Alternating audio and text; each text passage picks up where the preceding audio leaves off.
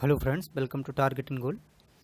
Friends, polity pointer जो पढ़ रहे हैं हम, इसमें से आज हम उद्देशिका के बारे में पढ़ेंगे। इसके पहले वीडियो में हमने अनुच्छेद देखे थे, जो भी महत्वपूर्ण अनुच्छेद थे उनको हमने डिस्कस किया था। इसमें उद्देशिका को हम देखते हैं और इसके साथ साथ में जो शासन प्रणाली है उसको भी हम इसी वीडियो में देख लेंगे। तो देखिए, ये जो उद्देशिका है, ये उद्देशिका क्या है, इसमें से दिया गया है और प्रश्न के हिसाब से इसको दिया गया है। हम भारत के लोग भारत को एक संपूर्ण प्रभुत्व संपन्न समाजवादी पंथनिरपेक्ष लोकतंत्रात्मक गणराज्य बनाने के लिए तथा उसके समस्त नागरिकों को सामाजिक, आर्थिक और राजनीतिक न्याय, विचार अभिव्यक्ति, विश्वास, धर्म और उपासना की स्वतंत्रता, प्रतिष्ठा और अवसर की समता प्राप्त कराने के लिए तथा उन सब में व्यक्ति की गरिमा और राष्ट्र की एकता और अखंडता सुनिश्चित करने वाली बंधुता बढ़ाने के लिए दृढ़ संकल्प होकर अपनी इस संविधान सभा में आज, अब देखिए यहाँ पर ब्लैंक है, आज ... को एतद द्वारा इस संविधान को अंगीकृत, अधिनियमित और आत्मार्पित करते हैं। तो ये डेट यहाँ पर आपको मेंशन करनी है कि वो कौन सी डेट थी। तो ये डेट थी यहाँ पर देखिए 26 नवंबर 1949। मतलब 26 नवंबर 1949 को फाइनली हमारा जो संविधान था वो बन गया था। और वहाँ पर ये जो प्रस्तावना है, इस प्रस्तावना के माध्यम से हमने क्या किया था कि इस संविधान को अंगीकृत एवं अधिनियमित कर लिया था कि हम अपने आप को इस संविधान के दायरे में लाते हैं। तो ये जो डेट थी वो थी 26 नवंबर 1949 को। और आप जानते हैं कि चूंकि 26 नवंबर को ही संविधान हमारा लागू मतलब कि कंप्लीट हो चुका था, इसलिए हम इस 26 नवंबर को संविधान दिवस के रूप में भी मनाते हैं। भारतीय गणतंत्र की 26/1/1950 को सही संवैधानिक वस्तु स्थिति जब संविधान लागू किया गया था, तब क्या थी? वो थी संपूर्ण प्रभुत्व संपन्न लोकतंत्रात्मक गणराज्य। अब यहाँ पर देखिए, संपूर्ण प्रभुत्व संपन्न लोकतंत्रात्मक और गणराज्य, अब ये सारी चीजें अलग अलग हमें मीनिंग बताती हैं। जैसे संपूर्ण प्रभुत्व संपन्न का ये मतलब है कि हम पूरी तरह से स्वतंत्र हैं और अपनी जो भी पॉलिसी बनाना चाहते हैं वो पॉलिसी हम बना सकते हैं अपने देश के लिए। हमारी पॉलिसीज किसी भी बाहरी देश से प्रेरित नहीं होंगी। प्रेरित न होने का मतलब ये कि उसके प्रेशर में नहीं बनाई जाएंगी। तो संपूर्ण प्रभुत्व संपन्न इस प्रकार से। लोकतंत्रात्मक गणराज्य, गणराज्य का मतलब ये है कि यहाँ पर जो हमारा प्रतिनिधि होगा, शासन का जो मुखिया होगा, वो वंशानुक्रम से नहीं आएगा, उसका चुनाव होगा। जैसे हमारे यहाँ जो राष्ट्रपति हैं उनका चुनाव किया जाता है, लेकिन वंशानुगत क्रम से वो नहीं आते हैं, या फिर वो वंशानुगत क्रम से नहीं होते हैं। संविधान में हमारे राष्ट्र का उल्लेख किया गया है, वो किस नाम से किया गया है? भारत तथा इंडिया। इसको कहा गया है India, that is Bharat, A union of state. यहाँ पर जो ये यूनियन ऑफ स्टेट की बात की गई है, यूनियन ऑफ राज्यों का संघ, राज्यों का संघ है यहाँ पर। इसलिए राज्य जो हैं वो केंद्र से अलग नहीं हो सकते हैं। हमारे यहाँ पर जो स्थिति है वो अमेरिका से स्थिति अलग है। वहाँ पर एक एग्रीमेंट है जिससे कि राज्यों को ज़्यादा शक्तियाँ दी गई हैं और राज्य उससे अलग भी हो सकते हैं। लेकिन यहाँ पर राज्य अपने जो यूनाइट है, पूरा यूनियन है, उससे अलग होने की शक्ति नहीं है उनको। भारतीय संविधान की प्रस्तावना के संबंध में शब्दों का सही क्रम ये है: सार्वभौमिक, समाजवादी, पंथनिरपेक्ष, प्रजातांत्रिक। ये क्रम है शब्दों का उद्देशिका में। 42वें संविधान संशोधन द्वारा प्रस्तावना में जोड़े गए जो शब्द हैं वो कौन कौन से हैं? समाजवाद, पंथनिरपेक्ष, और एक शब्द और जोड़ा गया है उसमें, क्या? अखंडता। तो अखंडता, समाजवाद और पंथनिरपेक्ष 42वें संविधान संशोधन 1976 के माध्यम से संविधान में जोड़े गए हैं, अर्थात ये मूल संविधान में नहीं जुड़े थे। भारत को धर्मनिरपेक्ष राज्य वर्णित करता है। ये कौन वर्णित करता है? प्रस्तावना इसको एक धर्मनिरपेक्ष राज्य के रूप में प्रदर्शित करती है। वह शब्द जो 1975 में संविधान भारतीय संविधान की प्रस्तावना में सम्मिलित नहीं था, अखंडता। अब देखिए यहाँ पर अगर हम तीनों शब्दों की बात करें तब भी, क्योंकि 1976 में जोड़े गए हैं ये। अब 75 में ये तीनों शब्द मतलब समाजवाद, पंथनिरपेक्ष और अखंडता, ये तीनों शब्द नहीं थे, लेकिन फिर 76 में इनको क्या किया गया, संविधान में जोड़ा गया। भारतीय संविधान की प्रस्तावना में भारत को घोषित किया गया है एक सार्वभौम, समाजवादी, पंथनिरपेक्ष, प्रजातांत्रिक गणतंत्र। तो ये डिफाइन किया गया है, ये संविधान में कहा गया है कि भारत क्या होगा, एक सार्वभौम कंट्री होगा, समाजवादी व्यवस्था होगी यहाँ पर, ये धर्मनिरपेक्ष होगा और प्रजातांत्रिक गणतंत्र यहाँ पर लागू होगा। संविधान की उद्देशिका के संबंध में सही कथन इस प्रकार से हैं। पंडित जवाहरलाल नेहरू द्वारा प्रस्तुत ऑब्जेक्टिव प्रस्ताव अंततोगत्वा उद्देशिका बना। इसकी प्रकृति न्याय योग्य नहीं है। संविधान के विशिष्ट प्रावधानों को यह रद्द नहीं कर सकता है। मतलब कि देखिए, पंडित जवाहरलाल नेहरू द्वारा जो प्रस्ताव पारित किया गया था वही बाद में उद्देशिका बन गया और ये न्याय योग्य नहीं है। संविधान के विशिष्ट जो प्रावधान हैं उनको ये रद्द भी नहीं करता है। भारतीय संविधान की उद्देशिका में संशोधन किया गया है सिर्फ एक बार, और वो किया गया है 42वां संविधान संशोधन 1976 में। इसका मतलब ये भी है कि इस उद्देशिका में संशोधन किया जा सकता है, लेकिन जो संशोधन होगा वो इसके बेसिक स्ट्रक्चर को डिस्टर्ब ना कर रहा हो। केशवानंद भारती जो केस था उसमें से बेसिक स्ट्रक्चर संविधान का निर्धारित किया गया था। अगर कोई भी कानून उस बेसिक स्ट्रक्चर को डिस्टर्ब करता है तो वो कानून निरस्त कर दिया जाता है। वह शब्द जो 26 नवंबर 1949 को अंगीकृत भारतीय संविधान की प्रस्तावना में सम्मिलित नहीं थे, वो वही शब्द हैं, देखिए, समाजवादी, पंथनिरपेक्ष और अखंडता। भारत के संविधान में आमुख का लक्ष्य, आमुख यहाँ पे देखिए, आमुख का मतलब क्या है, यहाँ पे प्रस्तावना को ही आमुख भी कहा जाता है। तो प्रस्तावना आ जाए, उद्देशिका आ जाए, या फिर आमुख आ जाए, या प्रियम्बल आ जाए, ये जो सारे शब्द हैं ये सब हमारी प्रस्तावना को इंडिकेट करते हैं। तो भारत के संविधान के आमुख का लक्ष्य उसके सभी नागरिकों के लिए सुनिश्चित करना है। मतलब कि उद्देशिका का क्या उद्देश्य है, उसका उद्देश्य है सामाजिक तथा आर्थिक न्याय, विचार तथा अभिव्यक्ति की स्वतंत्रता, अवसर की समानता तथा व्यक्ति की प्रतिष्ठा, ये सारा कुछ हमारी जो उद्देशिका है वो निर्धारित करती है। भारत एक गणतंत्र है, इसका क्या मतलब है, भारत में वंशानुगत शासन नहीं है। भारत एक गणतंत्र है। अभी हमने चर्चा की थी कि यहाँ पर ऐसा नहीं है कि जैसे एक राजा होगा फिर उसका लड़का राजा होगा फिर उसका लड़का राजा होगा, ऐसा नहीं है।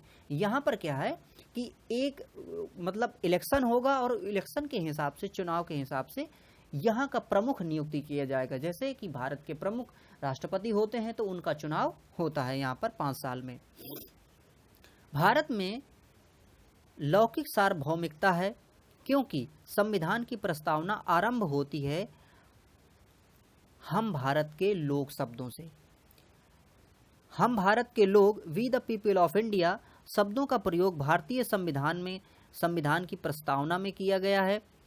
सभी व्यक्ति पूर्णतः और समान रूप से मानव हैं, यह सिद्धांत माना जाता है सार्वभौमिकता का।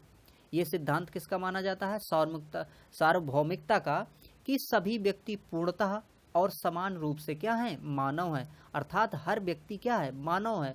और मानव का मतलब है कि उसकी बराबर की इंटीग्रिटी है, बराबर का उसका अस्तित्व है। भारत के संदर्भ में धर्मनिरपेक्ष शब्द का सही भाव व्यक्त करता है। ये सही भाव व्यक्त करता है कि भारत में राज्य का कोई धर्म नहीं होगा। हमारे यहाँ धर्मनिरपेक्ष का ये मतलब है कि राज्य का, स्टेट का कोई धर्म नहीं होगा। वो सारे जो भी धर्म हैं उनको एक समान रूप से देखेगा। सारे उनके लिए मतलब किसी के लिए ना तो प्रॉब्लम क्रिएट करेगा, ना किसी के लिए बहुत फैसिलिटी प्रोवाइड करेगा।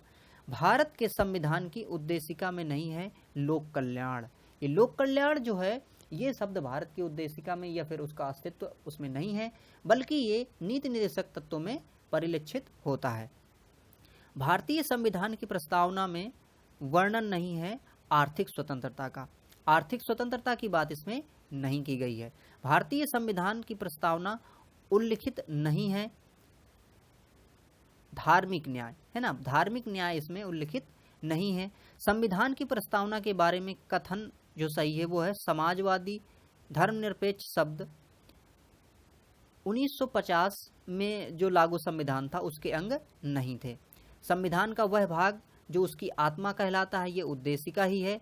भारतीय संविधान की प्रस्तावना को हमारे संप्रभु प्रजातांत्रिक गणतंत्र की कुंजी है, ये किसने कहा? हमारी जो प्रस्तावना है उसको हमारे संप्रभु प्रजातांत्रिक गणतंत्र की कुंजी है, ये किसने कहा है? ये कहा है के.एम. मुंशी ने। भारतीय संविधान को एक पवित्र दस्तावेज किसने कहा है? ये कहा है बी.आर. अम्बेडकर ने। बी.आर. अम्बेडकर ने कहा है कि जो हमारा भारतीय संविधान है वो क्या है? एक पवित्र दस्तावेज है। उच्चतम न्यायालय ने धारणा प्रस्तुत की कि उद्देशिका संविधान का भाग है। ये किसमें कहा गया है? ये कहा गया है मुंबईयान बनाम यूनियन ऑफ इंडियावाद में। मतलब इस केस में कहा गया है कि उद्देशिका संविधान का भाग है।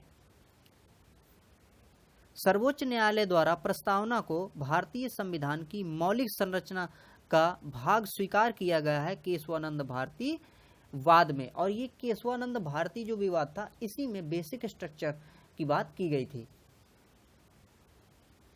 भारत के संविधान के उद्देश्यों में से एक के रूप में आर्थिक न्याय का उपबंध किया गया है उद्देशिका और नीति निर्देशक तत्वों के माध्यम से। मतलब कि अगर हम आर्थिक न्याय की बात करें तो आर्थिक न्याय का मुख्य जो हमें वो मिलता है वो नीति निर्देशक तत्वों में मिलता है, लेकिन इसकी जो अंतर्निहित चीज है वो हमें उद्देशिका में भी देखने को मिलती है। बाकी जो आर्थिक न्याय है ये हमें नीति निर्देशक तत्वों में परिलक्षित होते हैं। भारतीय संविधान की प्रस्तावना में जिन आदर्शों एवं उद्देश्यों की रूपरेखा दी गई है उनकी व्याख्या की गई है। वो देखिए मूल अधिकारों, राज्य के नीति निर्देशक सिद्धांतों एवं मौलिक कर्तव्यों के अध्याय में। मतलब कि हमारी जो प्रस्तावना जिस भाव को प्रकट करती है वो भाव जो हैं वो कैसे पूरे होते हैं? वो होते हैं पूरे मूल अधिकारों से और राज्य के नीति निर्देशक तत्वों से। जब इन चीज़ों को हम अप्लाई करते हैं तो हमारी जो उद्देशिका है उसका जो मूल भाव है वो क्या होता है कि पूरा हो जाता है। भारतीय संविधान के उद्देश्यों को प्रतिबिंबित करता है कौन? भारतीय हमारी जो प्रस्तावना है संविधान की वो प्रतिबिंबित करती है। और वैसे भी प्रस्तावना जो किसी भी टेक्स्ट बुक का जो भाग होता है वो ये बताता है कि इस टेक्स्ट का उद्देश्य क्या है। तो इसी प्रकार से हमारा जो संविधान है वो उसका जो मूल भाव है वो परिलक्षित होता है उद्देशिका में। भारत के संविधान की उद्देशिका में व्यवस्था की गई है 3 प्रकार की न्याय की। इसमें हम सामाजिक न्याय, आर्थिक न्याय, राजनैतिक न्याय, तो ये तीनों न्याय की बात की गई है इस उद्देशिका में। शासन प्रणाली को देखते हैं। राज्य का सबसे महत्वपूर्ण तत्व क्या है? राज्य का सबसे महत्वपूर्ण तत्व है संप्रभुता। राज्य देखिए वैसे तो किसी भी राज्य के होने के लिए एक जमीन चाहिए, लोग चाहिए, वहाँ एक प्रशासन चाहिए, लेकिन ये सारा है। लेकिन इसके साथ साथ में जो सबसे महत्वपूर्ण चीज है राज्य के लिए वो संप्रभुता है। संप्रभुता का मतलब है कि हम स्वतंत्र हैं और अपनी पॉलिसी, अपने लोगों के लिए पॉलिसी हम जिस तरह से चाहेंगे वो बनाएंगे। उनके जो अनुकूल होगा हम वही बनाएंगे। हम बल्कि बाहर के देशों से प्रेशर के थ्रू या फिर बाहर के देशों से किसी भी तरह के प्रभाव से हम ऐसा काम नहीं करेंगे। भारतीय संविधान में जिस प्रकार की शासन प्रणाली की व्यवस्था की गई है वह है संसदात्मक प्रणाली। मतलब कि हमने संसदात्मक प्रणाली को अडॉप्ट किया है। भारतीय संविधान की विशेषता है संसदात्मक सरकार, संघात्मक सरकार एवं स्वतंत्र न्यायपालिका। मतलब यहाँ हम संसदात्मक संसद के हिसाब से काम करते हैं और यहाँ पर संघात्मक सरकार है और यहाँ पर स्वतंत्र न्यायपालिका अवस्थित है।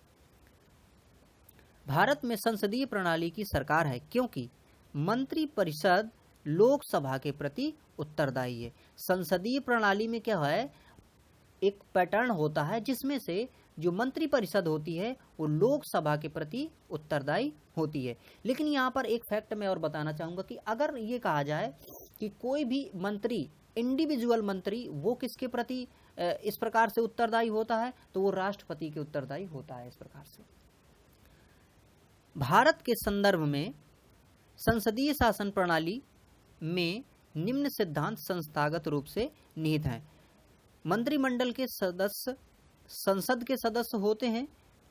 जब तक मंत्रियों को संसद अर्थात लोकसभा का विश्वास प्राप्त रहता है, तब तक ही वे अपने पद पर बने रहते हैं। तो ये इसकी विशेषता है संसदात्मक प्रणाली की। संसदात्मक शासन व्यवस्था में विधायिका का कार्यपालिका पर नियंत्रण रहता है। मतलब विधायिका जो होती है वो कार्यपालिका को कंट्रोल करती है। यहाँ पर विधायिका जो है वो बड़े लेवल पे होती है, कार्यपालिका छोटे लेवल पे होती है। और सच तो ये है कि इसी विधायिका के लोग इस कार्यपालिका में भी इन्वॉल्व होते हैं। राष्ट्रपति पद्धति में समस्त कार्यपालिका से जो शक्तियां होती हैं वो राष्ट्रपति में निहित होती हैं। जैसे कि यूएसए में राष्ट्रपति जो प्रणाली है वहाँ पर राष्ट्रपति ज़्यादा पावरफुल होता है।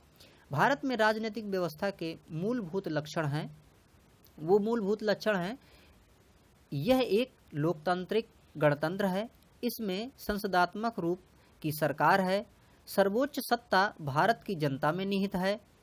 इसी प्रकार से कुछ सही कथन ये हैं कि भारत एक लोकतांत्रिक राज्य व्यवस्था है, भारत एक प्रभुता संपन्न राज्य है, भारत में लोकतांत्रिक समाज है और भारत एक कल्याणकारी राज्य है। कल्याणकारी का जो कंसेप्ट है वो नीति निर्देशक तत्वों में परिलक्षित होता है।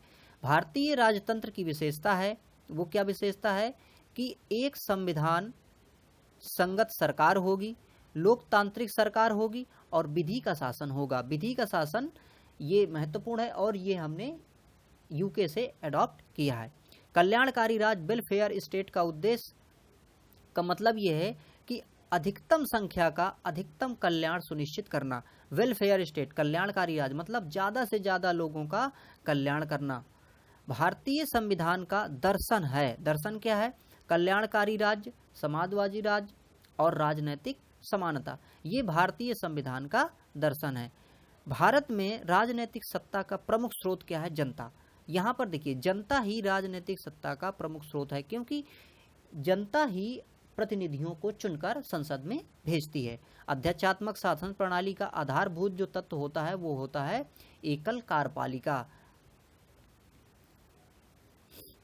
भारत में प्रजातंत्र इस तथ्य पर आधारित है कि जनता को सरकारों को चुनने और बदलने का अधिकार है। मतलब यहाँ पर अगर प्रजातंत्र की हम बात करें तो इस प्रकार से है कि आप जानते हैं कि यहाँ पर इलेक्शन होते हैं, चुनाव होते हैं, तो हम जो भी सत्ता है या जो भी वो है राज्य का जो भी प्रशासन करने वाले हैं उनको हम क्या कर सकते हैं? बदल सकते हैं। भारत का संविधान परिसंघीय विनिर्धारित होता है। कैसे निर्धारित होता है? ये होता है केंद्र और राज्यों के बीच शक्तियों के वितरण से। ये देखिए संघ जो व्यवस्था होता है, संघीय सरकार जो होती है, इसका मतलब ये होता है कि शक्ति का कई लेवल पे विभाजित होना। तो हमारे यहाँ पे जो शक्ति का विभाजन है जैसे केंद्र के लेवल पे है, फिर इसके बाद राज्य के लेवल पे है, अगर और भी हम सही से देखें तो ये यहाँ पर ग्रामीण लेवल पर भी वितरित है। तो इस प्रकार से ये जो व्यवस्थाएं होती हैं ये संघीय व्यवस्था होती है। भारतीय संविधान कैसा है? अंशतः कठोर और अंशतः लचीला है। भारत की संसदीय शासन प्रणाली एवं ब्रिटेन की जो संसदीय शासन प्रणाली है उसमें अंतर है न्यायिक समीक्षा का। न्यायिक समीक्षा जिसे पुनरावलोकन कहते हैं, इसका मतलब ये है कि जो भी कानून बनाया जाता है संसद के द्वारा, ये न्यायपालिका इसको बदल सकती है यदि उसके बेसिक स्ट्रक्चर को ये प्रभावित करता है। प्रभावित करने का मतलब यहाँ ये है कि बुरी तरह प्रभावित करने का मतलब कि उसको मजबूती के लिए अगर कोई काम किया गया है तब तो वो वैलिड है। अगर उसको मजबूती के लिए नहीं बल्कि उसको छीण करने के लिए अगर कोई नियम कानून बनाए गए हैं तो वो नियम और कानून जो भी हैं वो निरस्त किए जा सकते हैं। कथन और कारण दिए हैं। कथन में है भारत के संविधान में एक संघीय प्रणाली का प्रावधान है और कारण है उसने एक बहुत शक्तिशाली केंद्र की रचना की है। यहाँ पर देखिए दोनों मतलब जो है ए और आर सही हैं तथा आर ए की सही व्याख्या नहीं करता है, क्योंकि ऐसा नहीं है कि केंद्र ने अपने आप को इतना शक्तिशाली बना लिया है कि राज्यों को कोई अधिकार नहीं है। ऐसा नहीं है। हाँ, ये जरूर है कि जैसे आपातकाल की स्थिति होती है तो वैसी स्थितियों में केंद्र हमारे यहाँ पर थोड़ा सा मजबूत हो जाता है।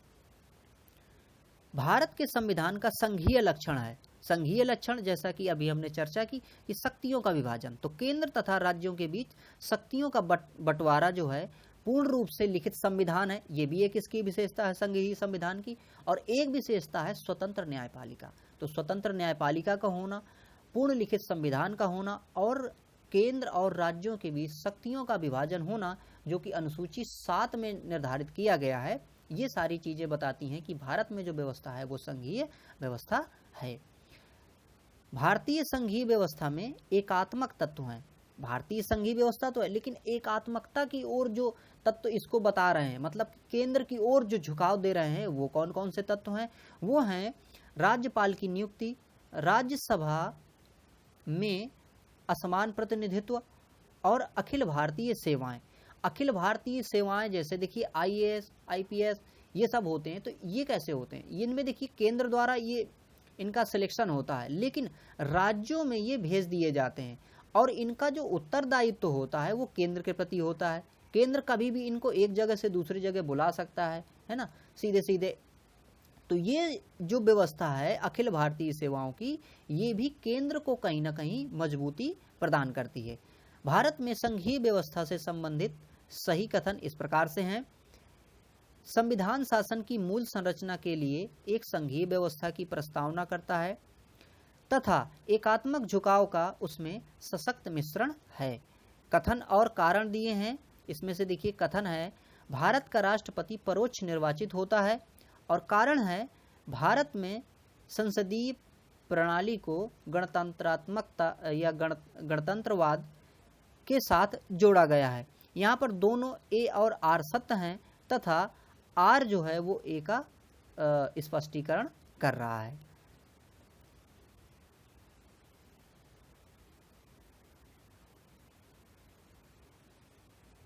कथन और कारण फिर से दिए गए हैं यहाँ पर। महिलाएं, दलित, निर्धन एवं अल्पसंख्यक समूह भारत में लोकतंत्र के सबसे बड़े दावेदार हैं। कारण दिया है यहाँ पर, भारत में लोकतंत्र अधिक आत्मसम्मान की कामना का वाहक बनकर उभरा है। तो यहाँ पर देखिए दोनों सत्य हैं और यहाँ पर स्पष्टीकरण भी हो रहा है। भारतीय संविधान एक बृहद दस्तावेज है, ये बहुत बड़ा, वैसे तो ये विश्व का सबसे बड़ा संविधान है। क्यों? क्योंकि इसमें देखिए संघ और राज्यों दोनों के लिए व्यवस्थाएं दी गई हैं, दोनों के लिए संविधान ये एक साथ ही है, इसलिए भारतीय संविधान बहुत बड़ा है। कारण, कथन और कारण दिए गए हैं। भारतीय संविधान अर्धसंघात्मक है, और कारण है भारतीय संविधान ना तो संघात्मक है और ना ही एकात्मक है, इसीलिए तो ये अर्धसंघात्मक है, क्योंकि ना ये संघात्मक है और ना पूरी तरह से एकात्मक है। तो इसीलिए ये, तो इसका मतलब ये है कि दोनों ये सही हैं और इसकी ये व्याख्या भी हो रही है। भारतीय संघवाद को सहकारी संघवाद कहा है। ये किसने कहा है? जी ऑस्टिन ने। भारतीय अर्धसंघात्मक राज्य कहा है, भारत को एक अर्धसंघात्मक राज्य, ये कहा है केसी व्हियरे ने। भारतीय संविधान अधिक कठोर तथा अधिक लचीले के मध्य एक अच्छा संतुलन स्थापित करता है, ये भी कहा है किसने? केसी व्हियरे ने। संविधान को संघात्मकता के तंग ढांचे पे नहीं ढाला गया है, ये कथन किसका है? ये है BR अम्बेडकर का। भारतीय राजनीतिक पद्धति के बारे में सही कथन इस प्रकार से हैं। ये धर्मनिरपेक्ष राज्य है, संसदीय पद्धति की सरकार है और ये संघीय नीति को अपनाता है। गणतंत्रीय जो अवधारणा है उससे संबंधित तथ्य ये हैं कि एक राज्य जिसमें जनता सर्वोच्च है, सर्वोच्च शक्ति निर्वाचित प्रधान में निहित हो, एक ऐसी सरकार जो जनता द्वारा निर्वाचित प्रतिनिधियों की हो, जिसे हम कहेंगे ये गणतंत्रीय अवधारणा। संवैधानिक सरकार वह है जो व्यक्ति की स्वतंत्रता में या व्यक्ति की स्वतंत्रता के हित के लिए काम करे, वो है संवैधानिक सरकार, और संविधान के हिसाब से ही जो काम करे उसे हम संवैधानिक सरकार कहेंगे।